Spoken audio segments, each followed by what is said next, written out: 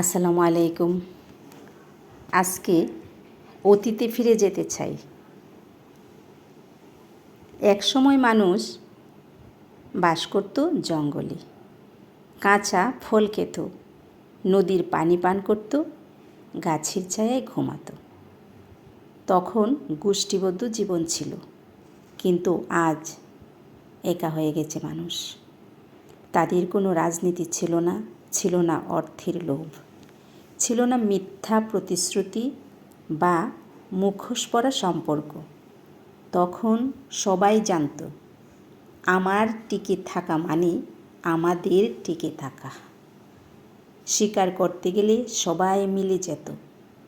একজন আহত হলে অন্যরা তার সেবা করত, খাবার ভাগ করে খেত। রাতে আগুনের পাশে বসে গল্প হতো, হাসি ভাগাভাগি হতো, কান্নাও ভাগাভাগি হতো। তখন পেশির শক্তি ব্যবহার হতো বাঘ, সিংহ আর নেকড়ের বিরুদ্ধে। মানুষ তখন জন্তু জানোয়ারকে ভয় পেত, মানুষ মানুষকে ভয় পেত না। আর আজ মানুষই মানুষের সবচেয়ে বড় ভয়।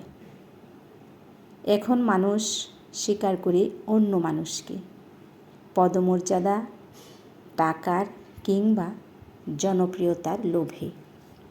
বন্ধুত্ব এখন স্ক্রিনে, অনলাইনেই বেশি, হৃদয়ের নয়। একজন বন্ধুর বিপদে আগের মতো আর কেউ ছুটে যায় না, বরং বলে, ব্রো একটু ব্যস্ত আছি। ভাই এখন ভাইয়ের সম্পত্তি দখল করে নেয়। প্রেম হয় মোবাইল প্যাকেজ আর স্ট্যাটাসে সীমাবদ্ধ। অফিসে হাসিমুখে কফি খাওয়ানো সহকর্মী পেছনে বসের কানে ফিসফিস করে বদলি করে দেয়।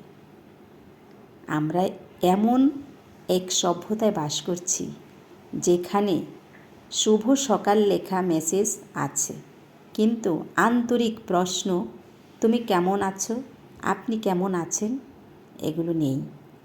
যেখানে লাখ টাকার গিফট আছে, কিন্তু এক চিলতে ভালোবাসা নেই। সভ্যতা আমাদের পোশাকে, ভাষায়, বাড়িতে এসেছে, কিন্তু মনুষ্যত্বের ভেতরে পৌঁছাতে পারেনি। জঙ্গল হারিয়ে গেছে, কিন্তু জঙ্গলের মানুষ আজও বেঁচে আছে। তফাৎ শুধু একটাই, তখন তারা পশুদের বিরুদ্ধে লড়ত, আর আজ তারা মানুষের ছদ্মবেশে লুকানো পশুত্বের বিরুদ্ধে লড়ছে। সভ্যতা যতই বেড়েছে, মানবিকতা ততই ক্ষয়ে গেছে।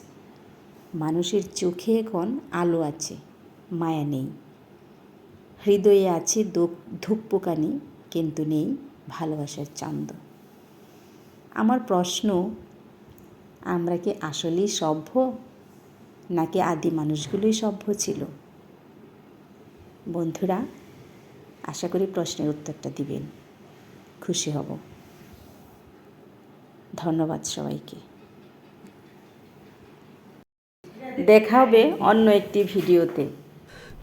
ততদিন ভালো থাকুন, সুস্থ থাকুন। আল্লাহ হাফেজ।